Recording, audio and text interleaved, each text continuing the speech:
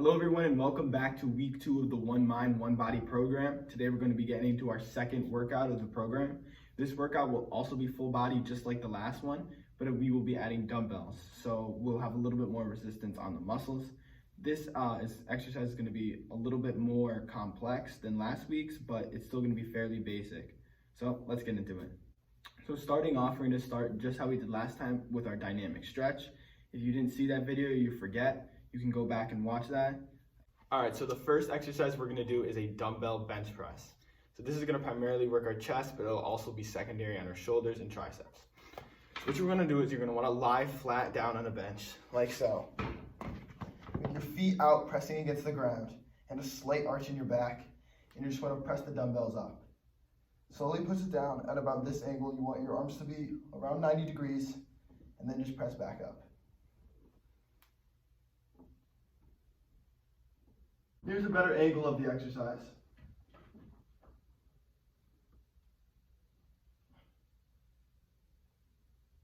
You could also do a barbell bench press instead. It's going to target the same muscles and works more on strength rather than hypertrophy. But this week I'm going to recommend doing the dumbbell. If you don't have access to a dumbbell bench press though, I can just quickly show you how to do this. I'm not going to go in depth, but this is how you perform it. Same kind of idea.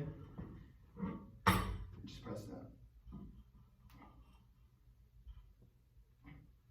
So the next exercise we're going to do is a dumbbell shoulder press, which is obviously going to be primary on your shoulders.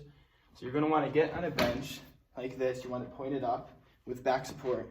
You want to sit down with your feet around shoulder width apart. And you're going to want to put your dumbbells on top of your thighs. Especially when you get to heavyweight, you're going to need to use your thighs to propel up the weight.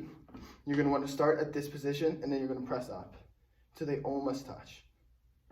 Make sure you keep your hands pointing towards in front of you, like I'm doing. Here is another angle of the movement.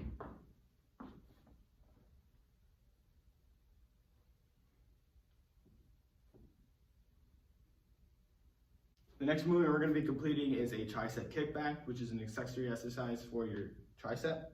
So you're going to need a bench and you're going to need a dumbbell. You want to go really light on this too because you want to really perfect form, and it's also not an exercise that's easy to do a lot of weight on. So what you're going to want to do is you're going to do this on both sides, but we're going to start with my right hand. So I'm going to hold the dumbbell in my right hand. I'm going to put my right leg on top of the bench. I'm going to lean down and grab the bench with my left hand like so and kick my left foot out to get more, foundation. Then you're going to just kick it back like this. You should really feel this in your tricep. So next we're going to be doing dumbbell rows. There's lots of different ways that people perform this exercise, but I'm going to do my favorite. This is going to work your back. This is another single arm exercise, so we're going to do one arm at a time. So you can go on that same bench that you were using for your tricep kickbacks.